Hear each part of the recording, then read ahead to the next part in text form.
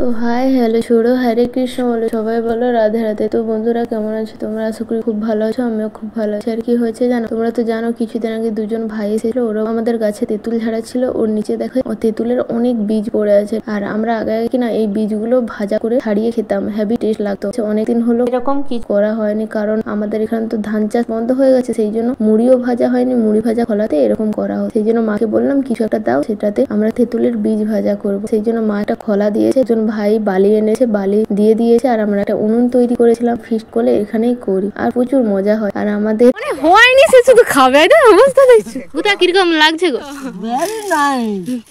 আমি ছিলাম, আমার মা ছিল, আর দুজন ভাই ছিল। কি করেছি আমরা, ফার্স্টেই উনুনটা জ্বালিয়ে একটা খোলাতে ওই বালিটা তোমার তো চিবাইতে ভালোই হয় দিয়ে হালকা গরম হয়ে গেলে বালিটা ওই তেঁতুলের বীজগুলো দিয়ে দিতে হবে। দিয়ে নাড়তে নাড়তে ফাটা শব্দ হলেই তোমরা নামিয়ে নেবে, নামিয়ে ঠান্ডা হলে ছাড়িয়ে খাবে, মারাত্মক টেস্ট। আর ভিডিও ভালো লাগলে অবশ্যই লাইক সাবস্ক্রাইব করে দিও। আর